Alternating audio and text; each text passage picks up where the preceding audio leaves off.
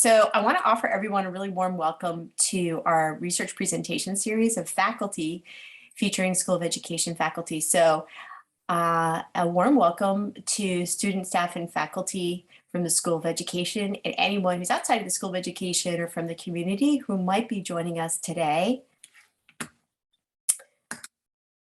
This year, we started a research presentation series which maps onto the values that we created last year with faculty. And the purpose of this research series is to build community across and within different research groups within the School of Education and to let other people know about the vibrant work that's going on, to learn from one another and to model dialogue with each other, and also just to reflect on our own research practices. And so one of the delightful things about listening to other people's research, even if it's not in your specific research area, is it gives you inspiration and ideas for either research design methods or different topics that you're interested in exploring, but yet might have not had a chance to do so either directly through speaking with someone or reading about it. So let's progress on to our featured faculty speaker today, Dr. Bernard Hall. And I'm delighted that he's able to speak with us. He's originally from Detroit, Michigan. He came to Drexel very recently, actually, so it's super fun to have him. He's a former teacher, as it says here, and also middle school administrator. So working with 8th graders, which is such an awesome age group before they go on to high school.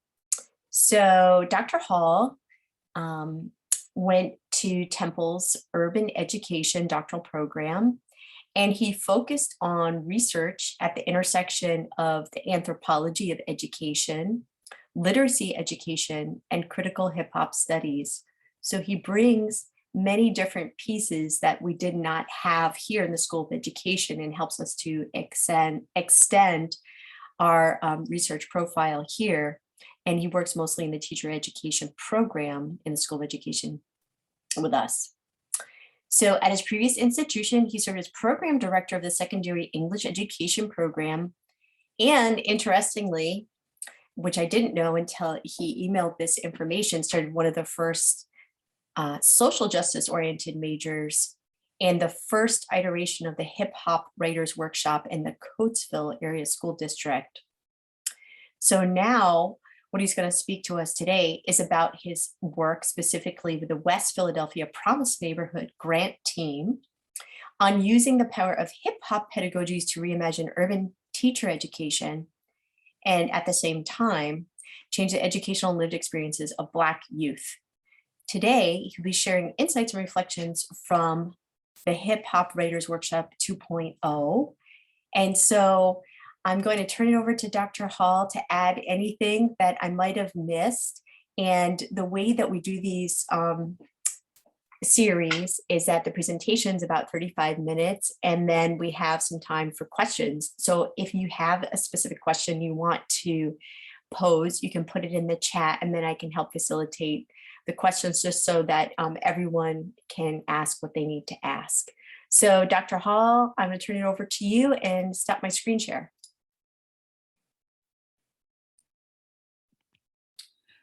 Okie dokie. Thank you, Jen. And thank you to all the good people out here in Zoom land who are sharing part of your lunch break with me today. No offense taken if you're shoveling something in your mouth and your screen is off. It's cool with me. And I'm going to share my screen. And I got to say, it's good to be here today. The last time I got to speak to an audience of this size, and it might not have been this size, in the School of Ed was at my job talk. So I could tell you that I am definitely less nervous today as I was then. I also signed my contract, I want to say like 2 days before we went into lockdown. So I feel like a bit of a pandemic baby in the sense that this is frankly the only way I interact. I've had the opportunities to interact with y'all. But we're going to make the most of it. And I'm excited about this spring semester where I'll finally be able to teach teach on campus and get to bother you in the hallways. Fellowship in the hallways here very soon. The name or title of the project is Welcome to the Shop 2.0, Insights and Reflections from the HipHop Writers Workshop. As we get started, I got to give a big shout out to Anthony for the dope graphic. Yes, I will be using this again. Thank you, sir. And what are we going to do today? We are going to do a few things. I want to welcome you into the shop, this ongoing project. I want to introduce you to this concept of mine called writing or writing education, to help paint a picture of exactly what I'm talking about when it comes to that. I want to give you a little bit understanding of the theoretical context that is the foundation for my work, standing on the shoulders of those who came before me. And then moving into this particular project, I'm going to talk about my stance as researcher and the methods used, and then ultimately share some of my findings and engage in a bit of discussion and Q&A. So the Writers Workshop is supported by the West Philadelphia Promise Neighborhood Grant. And before I go any further, speaking of shout outs, I need to give a shout out to Dean Hamrick and Vera. And why do I need to do that? It's because they put their money where their mouth was, that through the interview process, through the onboarding process, they said that they were interested in my work. They respected the idea of me teaching almost as much in K-12 schools as on campus. And ultimately they provided the dough and the opportunities, the flexibility for me to do so. So I want to give a major shout out to them. I also need to give a shout out to Andrea, who helps me cross T's and dot I's that I'm not so great at. But together with their support, we're able to do this what I think is a pretty cool project. And what it has entailed is over this past year, I have worked in 2 Promise neighborhood schools for 2 8-week sections.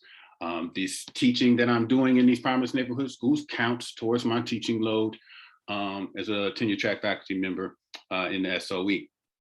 The first school, and forgive me for not having cool pseudonyms created for the schools at this point, but school 1 is a K-8 school, and the Hip Hop Writers Workshop worked in partnership with a community-based program and structured as an out-of-school time program, right? So this is an after-school program that works in conjunction with a larger program that does these sort of things. In this particular context, I was working with 7th and 8th grade students, and we would have a range of 4 to 12 students, depending on a number of variables. In particular, the increased violence in West Philadelphia compelled many parents to say, I need you to come home immediately after school. It was getting dark, right? So there were some systemic challenges that came with the level of participation in that structure. More recently, I worked at a second school, and the Hip Hop Writers Workshop has functioned as a mini course, right? This course is the last hour of the day on Wednesdays. It is specifically for 8th grade students, and on any given day, there could be 20 to 25 students in the house. According to the grant objectives, the purposes of this program is twofold. 1, to support literacy achievement, and 2, to provide professional development for both in-service as well as pre-service teachers. Now, with that said, what is writing? Right. And for me, writing is a neologism, right? It's a made-up word or a concept that I created that represents it represents the goals of my hip-hop-based literacy program. Right? And you see it combines elements of 2 versions of the word write, right? So one of the goals of the Writers Workshop is to write as well as speak, view, read, and listen to texts. Sometimes these texts are academic, quote unquote academic, sometimes they are cultural, right? The second goal is to write, as in correct or challenge or problematize the discourses on quote unquote real English language arts. What counts as literature? Who is and who ain't a poet, right? What does it mean to be literate? Third is to write the world. For us in the shop, we're trying to design assessments of teaching and learning that go beyond the teacher's laptop. We're trying to create authentic assessments that are writing to broader audiences than just the teacher or just the standards. And lastly, and perhaps most importantly, we're trying to right the world, or in particular, the social injustices that are plaguing our corners of the world. So when you hear writing, it involves each of these four domains, right, that are happening intentionally and sometimes improvisationally in the classroom. So in terms of the theoretical frameworks, I was trained by Mark Lamont Hill, who was at that time in his first venture at Temple University. And under his tutelage, my foundation and my work was built upon that of culturally relevant pedagogy, the work of Gloria Lasson-Billings. And this is important as we move forward because my notions of effective teaching, being located in a range and continuum of practices, behaviors, and identities is derived from Lasson-Billings' work. My notions of the goals of education, academic achievement, cultural competence, and critical consciousness, again, come from Dr. Lasson-Billings. Now, on top of that, I position hip hop as a culturally specific strand of hip hop pedagogy, of culturally relevant pedagogy. And to that effect, the work of H. Sammy Aline, his hip hop illiteracy, is also a major influence on what I do and don't do in the classroom. Again, here, Aline's use of the word illiteracy is also a neologism and includes and talks about literacy being intimate, lived, and liberatory. And I'll talk about that a little bit more down the road. And lastly, critical race theory. And again, both of these theoretical frameworks are related to or indebted to the work of critical race theory.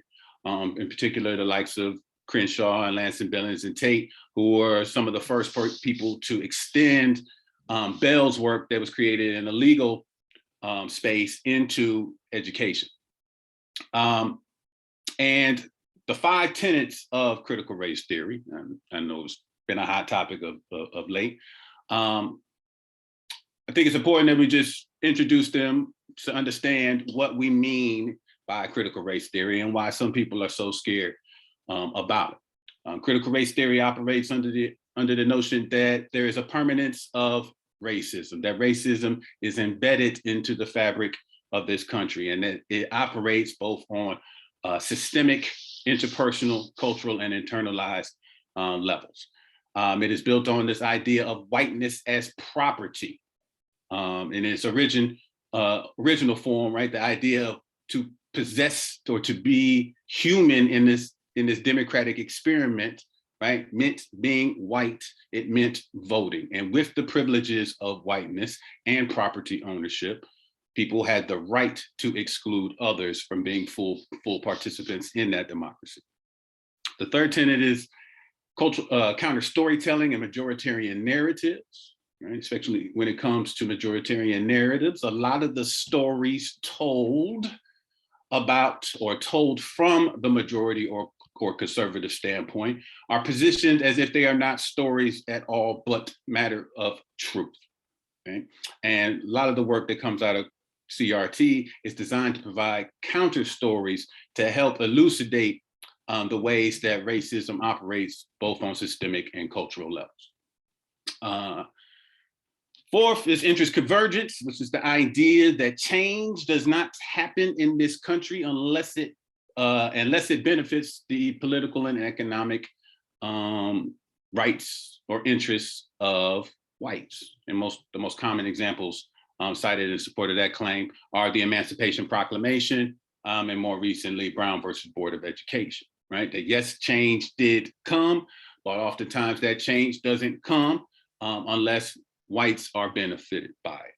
And in some ways actually perpetuates the inequalities that they were designed to combat. And lastly, it deals with critiques of liberalism, right? That in the 70s and 80s, we had what I might call knee-jerk reactions to inequities and injustices in the past, and the policies, programs, the thoughts put forth in response to that, in fact, perpetuate those problems. And I'll provide that in a more specific context again here shortly. Now, and before I touch on this, I think it's important, let me go back to the CRT stuff. As we all know, since the last presidential election, right, the CRT threat has become a politicized weapon in this national cultural wars. And for scholars such as myself, the culture war is ongoing and never ending, right? That's the business that I and many scholars such as myself, that's what we signed up for. But it's been interesting, to say the least, to see how CRT has been positioned quite effectively, I might add, as a boogeyman, right? That represents conservatives' argument for making America, and in this instance, schools, quote unquote, great again. And now, as a researcher and as a teacher educator and as a professional developer who simultaneously works both for the state as well as for the culture, I made it a point to lean into the tensions, right? Knowing that in many ways, my job is to prepare my students, to prepare my clients, to equip them with the dispositions, the knowledge and skills to endure this social political moment, right? And again, I remind folks that this is a moment, or maybe time will tell, right? So, as excited as I was to make the leap from the teaching institution that I was formerly employed at to this research intensive institution, I had to pump the brakes a little bit as I became confronted with some ethical dilemmas that came with hitting the ground running. My background as an ethnographer, and as well as my experience, knowing that people like me and institutions like ours tend to take more from urban communities than they give. And I had to slow down. Yes, I hear the tenure clock ticking. It's loud as hell. But it didn't feel right busting into the promised neighborhood, strapped up with cameras and audio recorders, trying to extract and collect data. It didn't feel right. And it made me recalibrate how I was entering the field. And so my conscience told me that I needed to begin this project from an inquiry stance, right? As a practitioner researcher who was focusing on my identities, practices, and behaviors. And I lean on the work of Cochran Smith and Leiter, who say in their description of inquiry stance is a worldview and a habit of mind, a way of knowing and being in the world of educational practice that carries across education contexts and various groups and social movements, intended to challenge the inequities perpetuated by the educational status quo. And me in particular, I find myself, again, at the intersections of a number of different contexts, right? One being, in this case, an 8th grade English language arts teacher in some ways. In being a teacher educator, right, who teaches secondary English methods along with some other things. So I entered the field, right, with all of these contexts in mind. And for what I'm going to describe to you today, the primary research question that I will be working towards is how do hip-hop English language arts pedagogies reflect the tenets of CRT? And I do so, again, based on my previous description of the socio-political context, as well as the different types of educational practices and contexts I find myself in. Now, in focusing on my practice, right? Ultimately, the goal is to move towards projects that, I was going to use the word package, but something about that makes me feel icky, is to develop research around what is hip hop writing education.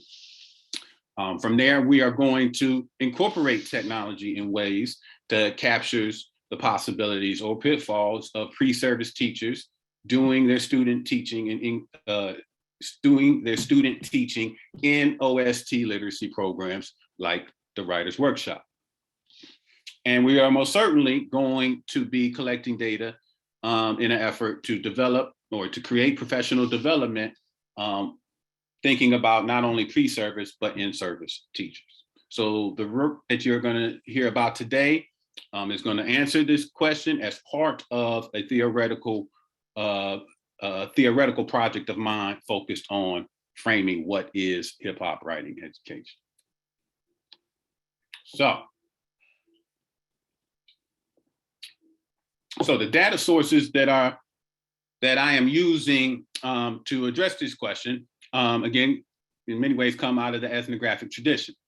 I am conducting descriptive, or I'm doing descriptive and reflective field notes that are capturing my practice, as well as, well, primarily my practices. I am also doing analytic memos that are helping me to capture my behaviors, right? And for me to reflect on those. In some instances, those are written. In today's day and age, a lot of that is me making voice memos on my phone as I vent and decompress in the car and then drive to go pick up. I drive from Promise Neighborhood Schools directly to pick up my children from Penn Charter. So there is a privilege check that occurs during that process of documentation. And I'm also collecting and analyzing my artifacts, whether those be artifacts generated by me or the students, whether it's curriculum, whether it's lesson plans, or assessments of teaching and learning. The analysis process involves a priori coding, that I am looking at those field notes, that I am looking at those analytic memos. I am looking at those artifacts through the lenses of the theories that I briefly described to you earlier, right? That I am looking at it through those tenets of CRT, culturally relevant pedagogy, right? In particular, looking at notions of knowledge, teacher-student relations, and conceptions of self and other. And lastly, hip-hop illiteracies, again, looking at how practices and behaviors are intimate, how are they lived, and how are they liberatory. So the findings outlined in this chart work to answer the question of how do hip-hop English language arts pedagogies reflect the tenets of CRT.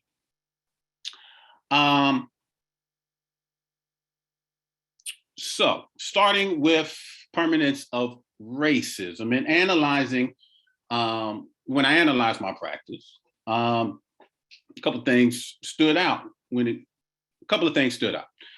objectives of the first workshop were in some ways the usual, right? Faculty, student introductions. Which may not be usual is the fact that after my name is so-and-so, the next piece is to activate students' prior knowledge of their positive and/or negative experiences in literacy classrooms. And then from there, we work to co-generate the rules and expectations of the workshop. And the hip hop text that I use in service of these goals is a song by hip hop artists. It's a group called Dead Prez, and the name of that song is They Schools. For those of us who are hip hop connoisseurs, They Schools is a classic text that in some ways, well, that I use as a signifier for my educational philosophies as a hip hopper. And before the song even starts, one of the artists makes explicit connections arguing that the school system as we know it today, was started by the same people with the same interests who started the prison system, by the same people and the same interests that started the economic system. And one of the many noteworthy lines that comes out of that song is, "They schools can't teach us shit." Now, for me, pedagogically, this text serves a bunch of different, I use this text for a bunch of reasons. A, it's the they versus us, right? That I position myself as us, as one of them. And that even though you call me Dr. Hall, and even though, and they don't call me Dr. Hall, even though I am employed by Drexel University, right? I recognize that these schools weren't built for us. They're theirs. Okay. So this text serves to make the connection and make the argument that schools are born out of a racist system. And it is used for me in the service of building teacher-student relationships and trying to distinguish myself from the many teachers who have stood before them and said that they cared about them and then acted in ways to suggest that they don't, right? This is my way. I use this tool to signify what will be different about this classroom experience. When it comes to whiteness as property, there are two pieces of property that in particular that I am disrupting, or I'm working to disrupt, or the HipHop workshop, Writers Workshop works to disrupt. And that is English language arts curriculum and notions of effective teaching. Now, historically, curriculum, and in English language arts, right, the canon has always been a cultural war. It's a cultural war about, quote unquote, the best that has been thought and said. So in the Writers Workshop, right, with the documentaries, right, the songs, the music videos, the authors are selected in part to disrupt the conventions, again, of who is and who ain't, or what is and what ain't literature, what is and what ain't, and ain't, again, is intentional, right, poetry, who is and who is not a reliable source. And it goes, again, it goes beyond just rap music as text. And in fact, that is a very small part of what takes place in the Writers Workshop. But these texts were selected primarily for their ability to create opportunities to write socio-political issues. And the right I am talking about there is the RIGHT right. So the primacy is placed on the RIGHT instead of the WRITE. In this context, it's very important that students get to be a part of the canonization process. And this meant that, and I recall a number of instances where I had to resist my own temptations to exclude. And a lot of this came out of a particular unit on the history of Philadelphia hip hop. And I began by introducing them to Schoolie D's PSK, Parkside Killer, right? Which is regarded as the first gangster rap song, right? Written about a neighborhood or the lived experiences of people who are a couple of blocks away from where we were sitting. From there, I introduced them to DJ Jazzy Jeff and the Fresh Prince's Summertime. The video is driving past Boathouse Row, right? A video being shot in the plateau, right? And then from there, right, the 13 and 14-year-olds, right, they only listen to Philadelphia hip hop. They don't consume music, or very few of them consume music through the radio or consume music through music videos, which was a major way of how I consumed it. They consume it through word or mouth-to-mouth recommendations of local artists who would often be described or easily be described as drill music, which is the new hip hop boogeyman, which sometimes the teacher guides look on you. The mayor of New York City announced that he was going to ban or wanted to ban drill music.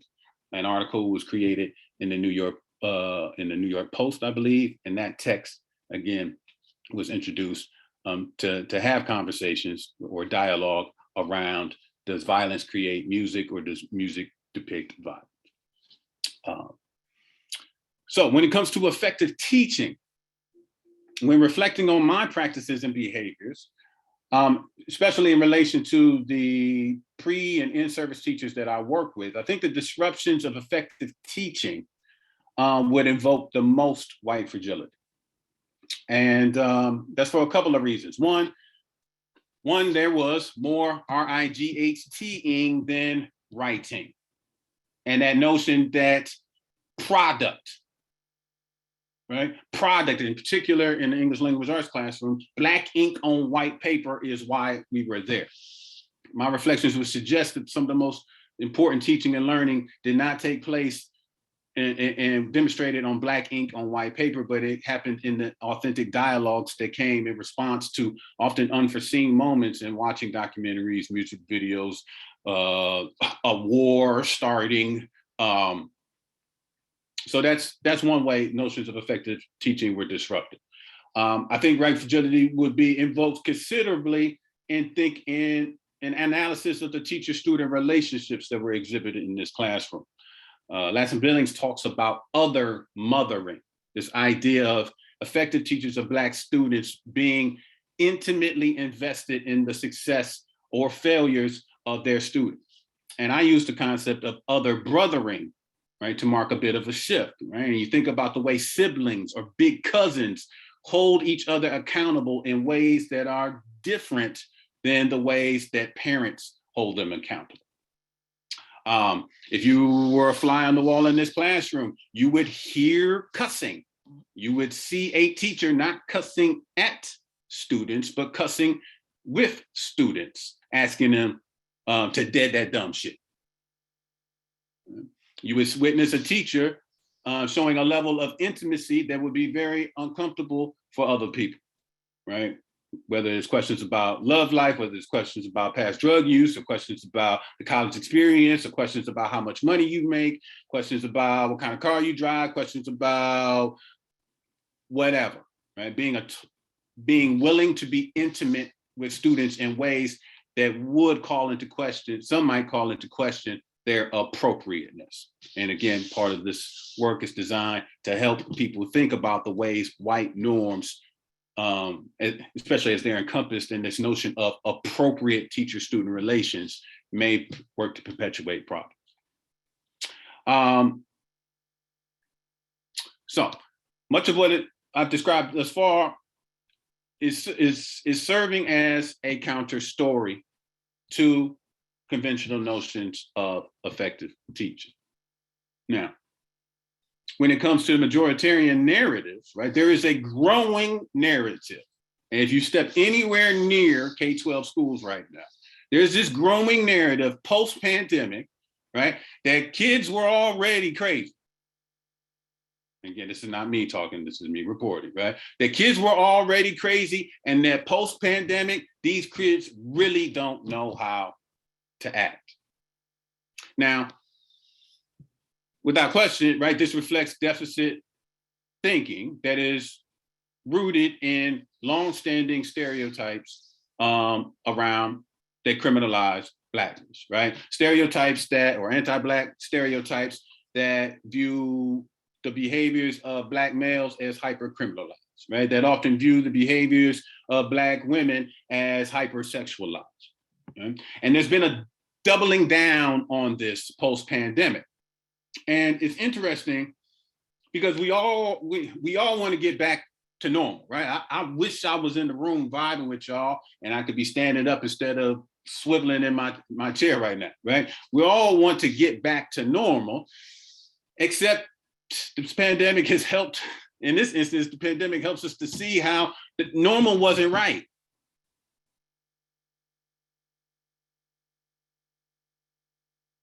Normal wasn't right. And there was nothing normal about a 14-year-old, like the ones that I'm working with, right? Spending years 12 and 13 of his life largely in lockdown and trying to learn through a computer screen. There's nothing normal about that. So guess what? You do see a lot of what my former code of conduct would describe as horse-playing, that I have played referee in dozens of friendly slapboxing exhibitions, right? That, this might sound crazy, but in the 7th and 8th grade, right, I'm seeing a lot of PDAs, right? Public displays of affection, right? And it's in the recognizing this and in service of building the teacher-student relationships to help me distinguish myself from people that have come before me, right? I let the PDA go, as long as it is not disrupting or compromising the safety of the learning environment. Right? Or I play the referee to the slap boxing, right? And do not call the administrator to get involved. Now, this question of how kids don't know how to act, I would argue, can partly be explained by the personal responsibility argument. It can also be explained by the failures of the system argument. That even when it comes to this particular, comes to the writing workshop, right? The question of why is the writing workshop in this school, right? And I'm sorry to disappoint Vera and Andrea, right? But this program is in these schools, not so much to improve literacy achievement or for professional development, but it is being used as a space to put the bad kids. That the Black male teacher, the Black male professor, it is assumed, he can handle them. And in these two particular contexts, right, he can handle them better than the 23, 24, 25-year-old chemistry grad students who are running programs in the out of school program, right? Or in this particular, or in the second context, the mini courses are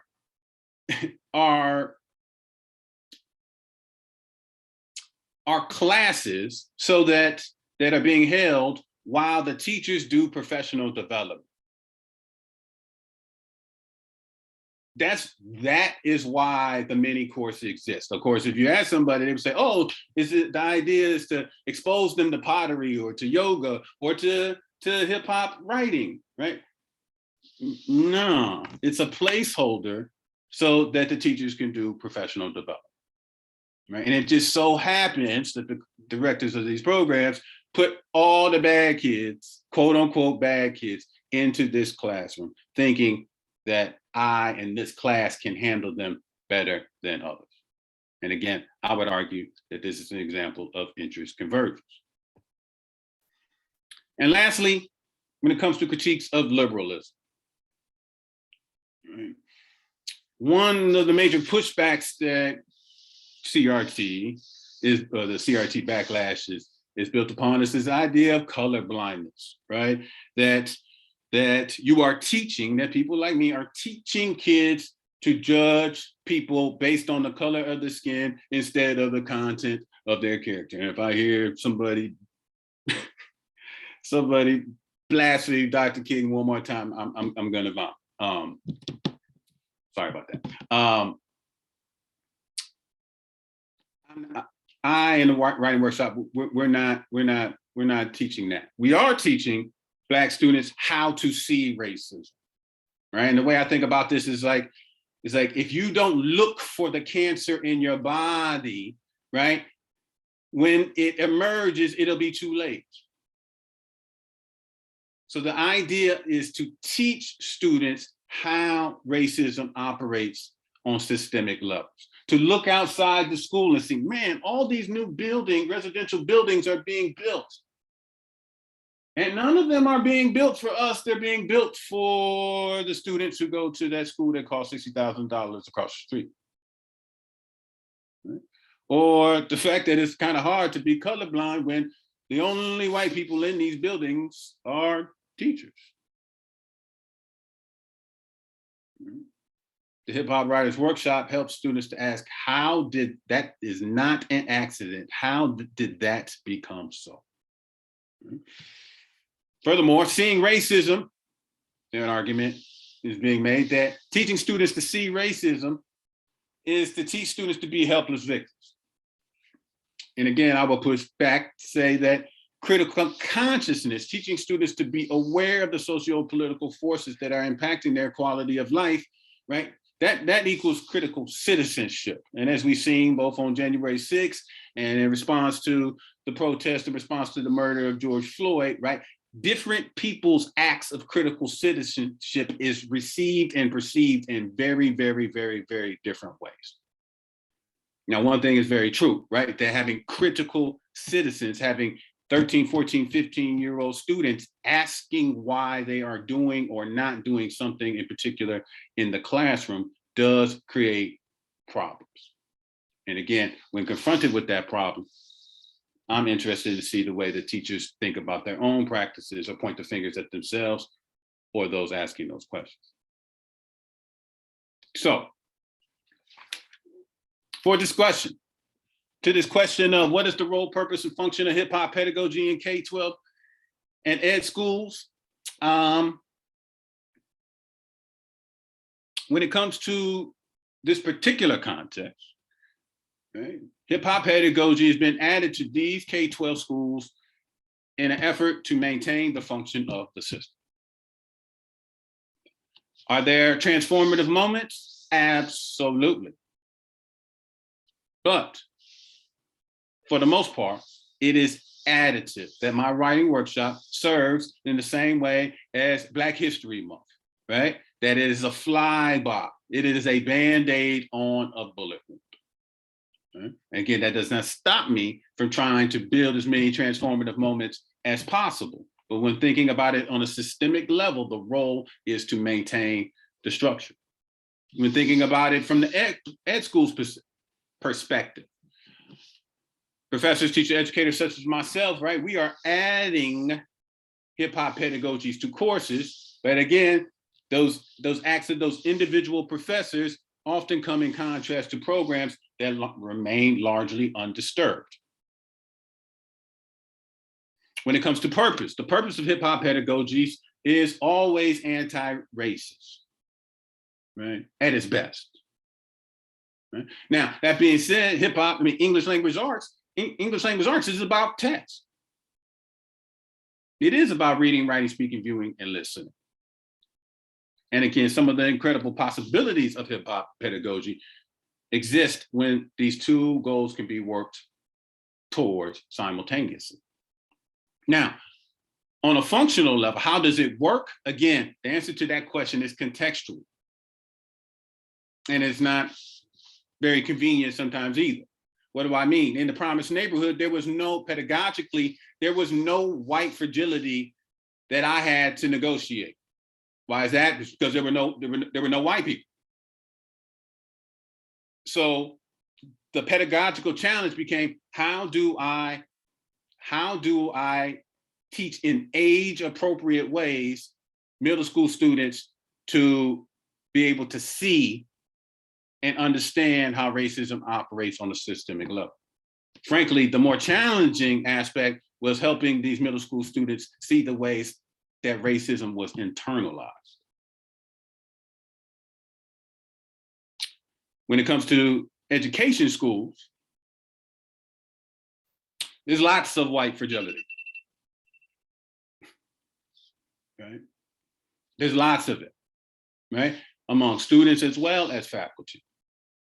And that process of identifying and unpacking the permanence of racism and how it infiltrates and is embedded in our notions of knowledge, embedded in our ideas of teacher-student relationships and classroom management, embedded in the conceptions of teacher and conceptions of urban youth, it's uncomfortable to say the least,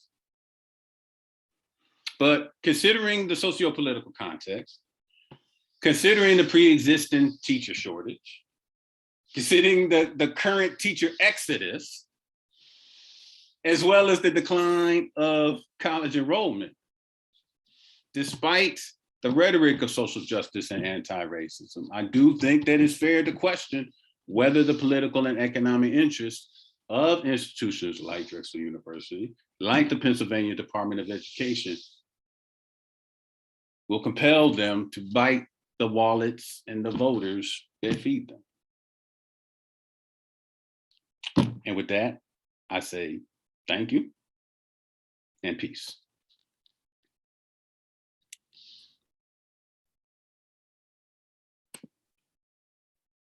Thank you so much, Bernard. Let's open up for discussion and just see any questions, thoughts, comments you would like to ask Bernard about his project and continuing work in this area. I see, I'll just go by hands that I see when I scroll through these tabs here. So the first hand I see is John, Dr. Gould.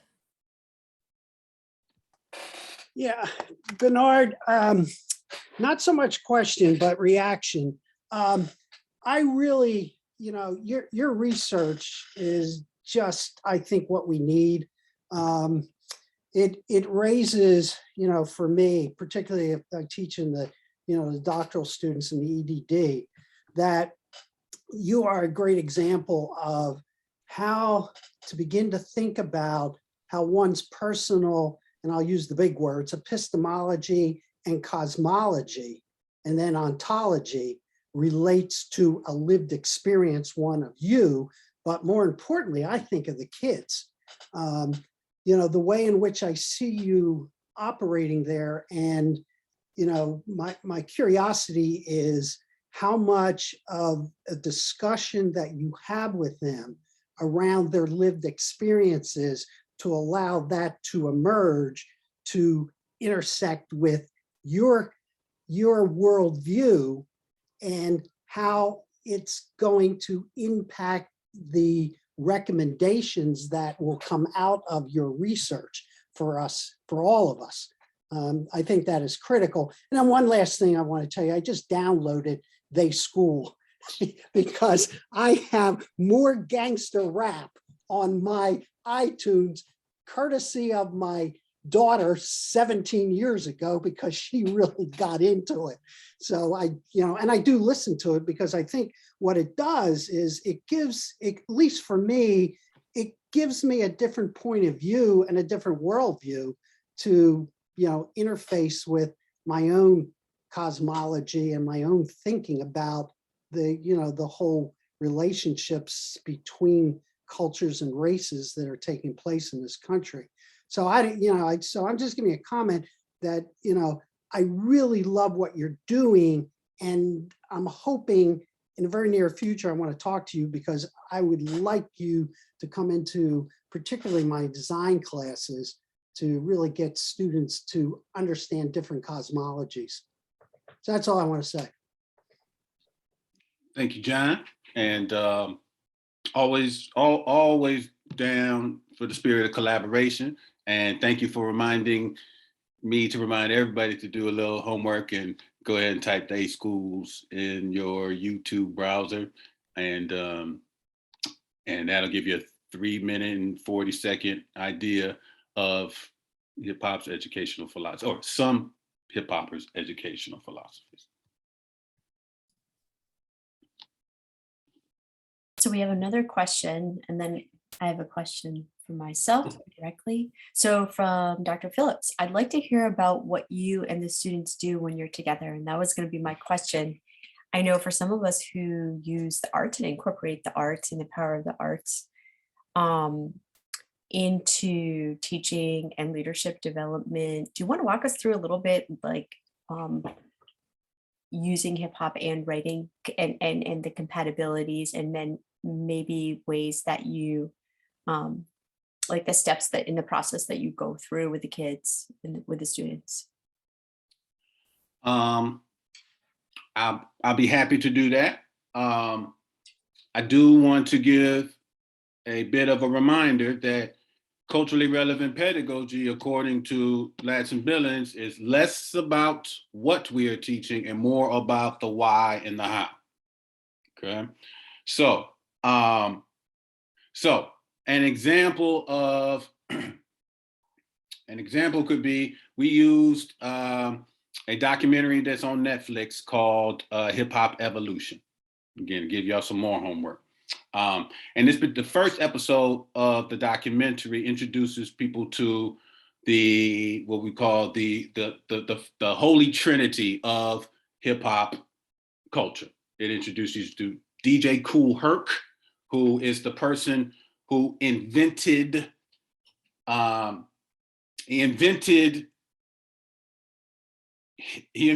hop music in the sense of isolating the break beat off of a funk or disco record and taking from somebody else and creating a new text, which we would argue is not only a hip hop literary tradition, that is a Black literary tradition, right? And you can see Frederick Douglass sampling from the Declaration of Independence or sampling from the Bible to use the rhetoric of Christians to point out the hypocrisies of Christians, right?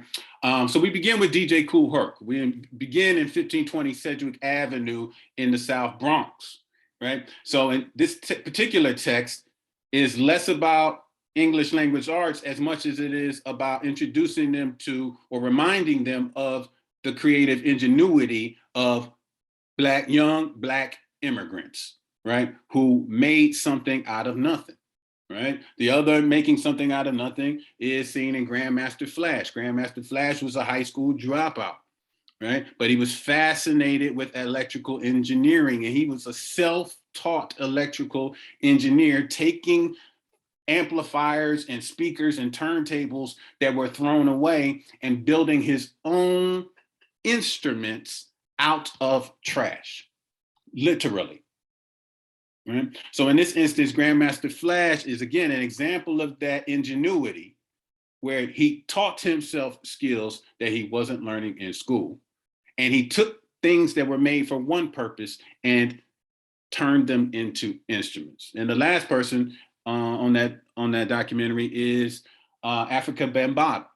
And Afrika Bambaataa, his way of making something out of nothing was that he took gangs and turned them into crews. Right? He gave the political, he added the Afrocentricity to hip hop music. Again, Afrocentricity that was lost in public schools in New York City in the 70s. In many ways, is still absent today.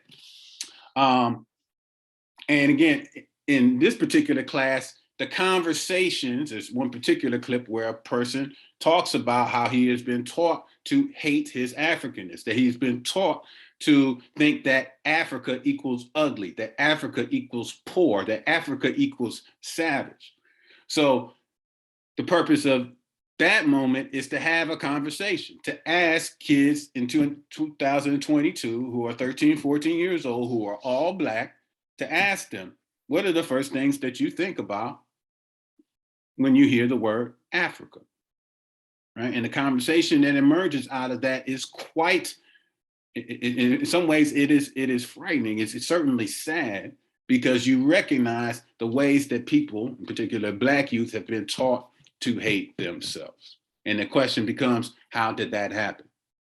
There starts a conversation about what are you being taught or not being taught in history class? What are you being taught or not taught in English language arts class? Thinking about Grandmaster Flash and DJ Kool Herc. What are you not being taught in science class? And perhaps Dr. Wright is a bit of a more expert who can help fill those blanks. So that is an example, right? Another example could be using hip hop text as poetry, right? Where we are looking at figurative forms of figurative language. We are looking at multiple meanings. We're looking at how structure is being used and being disruptive. So those would be, on the spot, those would be the best examples that I could give you of the ways that hip hop is being used as text. Right. Yes, thank you so much. So I believe Dr. Wright had a question. Do you still have a question, Dr. Wright? I did, but I think that he kind of spoke on it, so I'll just ask Dr. Harper. So number one, thank you for their presentation, and I'm going to put us in a so please forgive me. I'm going to put us both in a particular age bracket, meaning that as far as our interest and initial introductions to hip hop might be very different than what young people are currently engaged in, right? And so how do you, and then so you spoke to this a bit, how do you as an individual recognize your own upbringing, your own introductions, your own like cultural aspects in regards to hip hop, and still being able to recognize that the kinds of text that students might be bringing to your conversations, to engaging with you, might be vastly different than how you envision hip hop to be, or hip hop conversations, or so things. And so, again, you spoke a bit about like real music. And so, you know, your, I don't want to say likeness, but the ways in which you've been introduced to that particular style, how do you as an educator, teacher, facilitator, how do you, again, approach just having an expansive vision on what students might be able to bring, thinking about how do you define a literacy that's different than what you expect it to be? And so really just talking more about the cultural development piece as far as how do you as an individual, and how can we as, again, researchers engage in similar practices that we might go into classrooms with, if that makes sense. Gotcha. And the differences are vast, right? And that's one thing that I walk with very clear, and have very quick, stark reminders, right? That me being that I'm 42 years old now, right? And I can't even believe I'm saying that, right? But there were moments where I came home to the missus and was like, maybe I'm not as cool as I used to be, or think I am. And that's a tough pill to swallow on one hand. But things have changed, right? Some things are somewhat similar. So what's different, right? That when I was growing up in the 80s, when hip hop was just emerging on the mainstream, for me, rap music was illegal in my house. Black father, white mother, it was illegal, right? I was not allowed to watch rap music on BET or MTV. I was not allowed to listen to it in the car with my parents. Yet I could tell you more homework. Public Enemies, Can't Trust It is a video that, I need to use this word, fucked my head up, right? And I remember sneaking to watch it, especially as a biracial kid, wrestling with questions on racial identity and being a kid doing what he was told not to do. Right? But it was my older cousin who was living with me. Why? Because he lived in Detroit. I lived in Southfield on the other side of 8 Mile, right? And he was living with us because he was a good athlete and he was looking for the better opportunities that came on the other side of 8 Mile Road. So it was my older cousin, my big brother, who ironically became a police officer, who ironically no longer is a police officer because he filed a multi-million-dollar racial discrimination lawsuit and won it as a part of the Michigan State Police. Again, can't make stories like that up. It was my older cousin who put me on, who would give me the tapes and would let me borrow/steal them out of this car. Now, what is different today is that parents are passing down, or some ways not passing down, but that hip hop being illegal, right? That part doesn't exist as much anymore. The part that is existing is the organic way that with technology on how music is shared. That I was so much indebted that if it didn't come through that radio speaker, or it didn't come on MTV or BET, that shit didn't exist. And while these young people with the cell phone in the iPhone in their hand, they have access to so much more. What they're listening to is so extreme local. They are listening things that were created by 14, 15, 16 years olds who live around the block. So it meant, and the pedagogical mistake that I made, is that Philadelphia history hip hop lesson, I taught it Schoolie D, DJ Jazzy Jeff, Fresh Prince, State Property, and then y'all show me. I need to flip that. Start with you show me, okay? Here's Chief Keef, who shot a video on house arrest in his mama's apartment that got 200 gabillion views. That's brilliance. That's brilliant. That's hood photographers, right? Getting their vision shared with millions of people.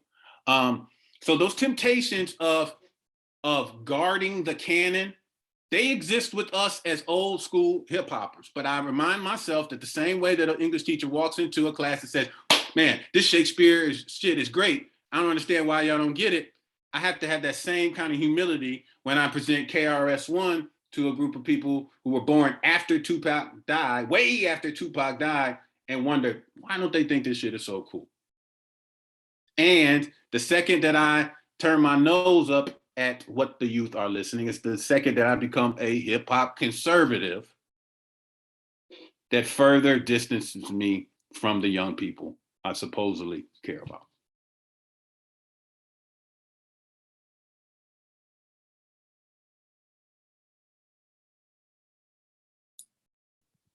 Bernard, I know we're at time, but there is a lingering question in the chat. And so we can proceed with that question because it includes the students participating in the project. And for those who need to depart, they can depart. So if you don't mind lingering for a couple more minutes, the question from, thank you, from Katrina. And so Katrina's question was about collecting data, like what things you're collecting data on. And specifically, she wanted to know grad students who are supporting your programming and working with you. Katrina, do you care to elaborate like what exactly you're asking about that process? Sure. Sorry for being off camera. I'm just running around trying to listen and get things done. But Dr. Hall, I was curious about, you mentioned that there's chemistry students that are also running programming with you. And I was wondering if you're gathering any data from them and their experiences that could inform teaching educators moving forward. Now, forgive me. Hello, Katrina. And forgive me, Katrina, because those chemistry students, they were working with a different program in the same building at the same time as me. So we were just saying hi and bye to each other, but we were not working closely together. That being said, we're thinking about where the research goes from here and how to incorporate grad students, how to decenter myself out of this. For me, I think what I hope to do is I hope to craft the Hip Hop Writers Workshop. I want to call it more than a curriculum, but for clarity's sake, the curriculum, and to see how the identities of the grad students or the pre-student or the student teachers teaching that, how their identities impact their effectiveness in accomplishing the goals of culturally relevant pedagogy. That's the plan. Clarification. Oh, no problem. So hopefully when you come back as a tenured faculty member 2 years from now, I'll have an answer to that, to those questions.